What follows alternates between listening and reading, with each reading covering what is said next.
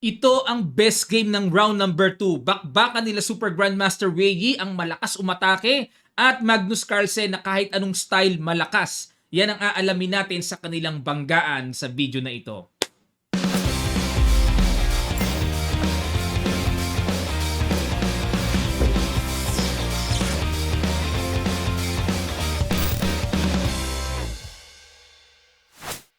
Magandang araw ulit sa inyong lahat mga kamatsas. Ito po yung napili kong best game sa round number 2. Si Wei Yi ang kilalang magaling at malakas mag-sacrifice. Si Magnus, kahit saan naman yan malakas pero tingnan natin nakaka-curious kung papaano bang sasanggahin niya ang malalakas na ideas na bibitawan nito ni Wei Yi.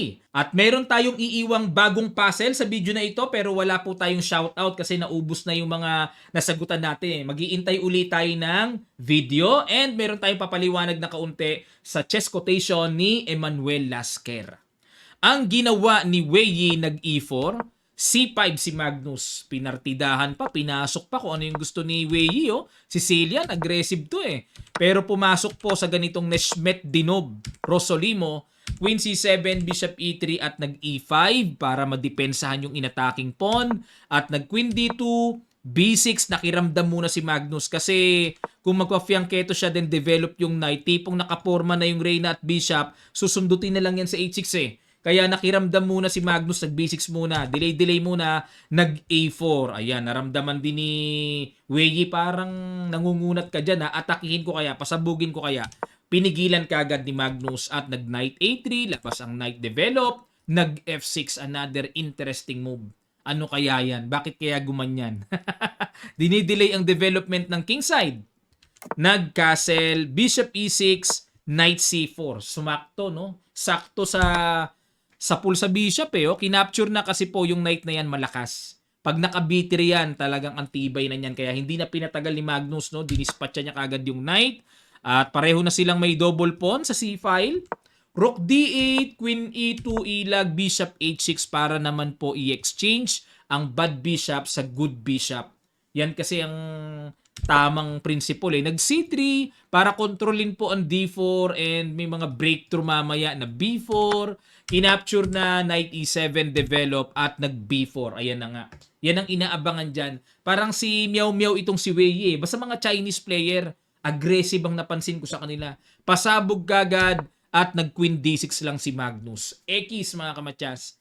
Ang gusto ng computer engine dito ay A6 B4, C6 B4, capturein pa rin talaga, and magsi C5 ang puti. Yan ang gusto mangyari eh, no? Tapos kakapturein, Queen takes C5, and Queen D6. Saka palang gaganyan.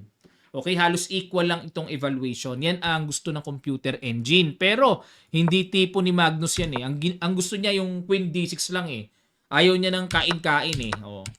Nag-Rook A B1. So, dito mga kamatyas, baka mapaisip kayo, Coach, bakit hindi tapatan ang Queen? Atake. Yan nga purpose ng Queen D6 eh.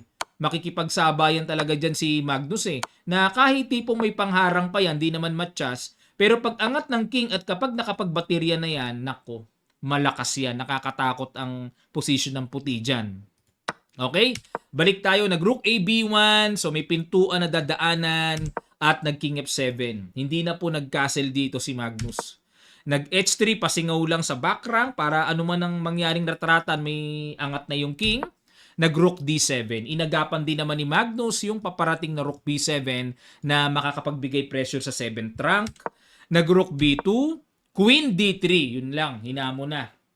Okay, Queen to Queen, at may atake sa C4, Queen takes C5, Queen takes C3, at nag-Rook B1 battery, at battery din naman sa D-file, nag-King H2, umilag na si Wei Yi, baka tamaan pa ng mga tempo check, nag-G5, yun lang. Yan ang mga binibiling tira dyan mga kamatyas. Oh. Tapos H5, G4, ang galing makakita ni Magnus sa mga pang-pressure talaga. Rook B7, H5, ayan na nga po. Nag-Rook B3, paalis sa Reyna, pero bad move ang binigay. Dapat daw ang tira ay Rook 7 B3. Paano naman matatanggap ng isipan yan at kalooban ng ni Wei Yi, no? Kasi galing na yung Tori dyan, tapos babalik. Parang talo ng isang tempo. So, ginawa ni Wei Yi para masabing may new move, yung isang rook ang ginamit. Queen C1, good move, yun lang. Parang natempuhan lang. Nakababa kasi yung Reyna eh. Na dapat nagbabantay pala yan sa baba. Yung Queen C1, may paparating na Queen F4 check, babagsak yung pawn sa E4. At nag-Queen A7, wala na, desperado na si Wei, no? Gusto niyang puwersahin na talaga, no? Dapat daw dito H4 lang. Naku po, napakalayo sa patamaan ng human. Ang layo eh, oh. Unang-una, nakakailang yung paparating na G4. Kakapture na doon. Pag kinapture dyan, then rook takes D7, rook takes, and queen takes E5. Yan na ang gustong mangyari dito ng computer engine, Stockfish. O may compensation nga naman, may mga kalikalikot, bitin pa yung pawn sa H5, mga ganon. Pero risky pa rin. Isang pyesa pa rin yan eh. Balik tayo. Pero ang ginawa ni Wei, nag-Queen A7 and good move King E6. Pumupunta lang yung King sa gitna oh. Tibay ng King ni Magnus. Capture, Queen takes A5 and G4. Ayun na nga, para maka-atake. Knight G1 umatras na and nag-Queen F4 check. King H1, Queen takes F2. Grabacious mga kamatyas. Tingnan nyo yung knight ni Wei. Walang dating talaga yung knight. Patay talaga. Queen B6 para maawat-awat ang mga ginagawang pressure. Another good move by Magnus. G3 lang. So, hindi pwedeng capturein yan. Nag-rook B1 and ayun na. Nakipagsabayan na si Magnus pero meron po kasi siyang napakagandang tira. Rook D1. Talagang pilipit ang pyesa dito ni Wei. Hindi nakaporma. A5, H4, pinako na para hindi na makapagpasingaw pa. A6 and syempre rook behind your opponent pass pawn. Kaya pumunta sa likod si Magnus para hindi na makapag-progress pa. Nag C5 at time na ito para gamitin na ni Magnus yung advantage niya since yung knight di makagalaw. Parang one piece down in effect na po ito eh. So rook B7, knight D5, A7 and knight to F4. Intending to play knight E2. Naku po. Matcha-matchakaw ang mangyayari. So, ginawa dito ni Wei na no choice siya. Binigay na niya ang Reyna para yung Tore umalis sa back rank at mapostehan na ngayon niya.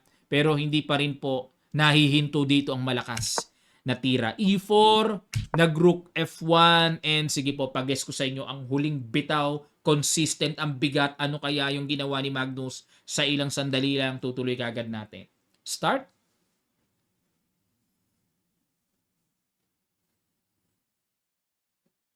Maraming salamat sa inyong mga effort. Congrats sa nakakita ng Rook E2. Para wala ng pagkakataong mabuhay pat makadevelop pa ang Knight.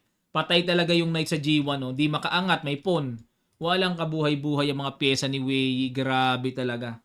Lakas na ako dito kay Wei. Ang galing umatake niyan.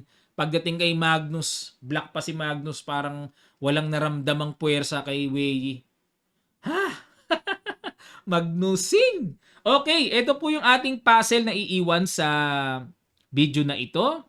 Okay, pwede nyo i-post or pwede nyo ipwesto sa inyong board. Medyo mas mabigat po ito ha. Binigyan ko ng mas mabigat na level kaya matcha-challenge kayo.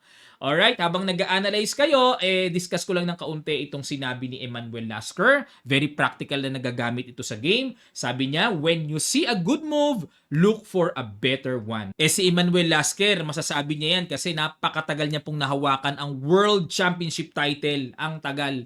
20 years yata mahigit, ganun katindi si Emanuel Lasker noong araw. So yan ang obserbasyon niya. So when you see a good move, look for a better one. Huwag kayo makukontento sa isang tingin lang. Dapat kung may good move, baka meron pang mas matindi doon. Kasi doon nabubuksan ng curiosity eh. Doon dumarating yung situation na, uy, mas maganda pa pala to, mas matindi pa pala to.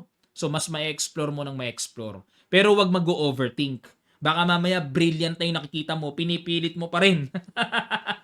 Mawawarak ang board niyan. Kailangan alam din natin yung limitation.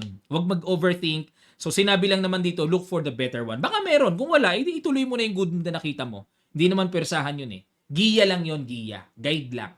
Okay, maraming salamat po mga kamatyas sa mga naghahanap po ng ating Kamatyas merchandise. Punta lang kayo sa Shopee, hanapin nyo ang Kamatyas Sporting Goods Shop. Nandoon po yung ating mga merchandise. Pili lang kayo, papadala namin sa inyo door to door. Maraming salamat.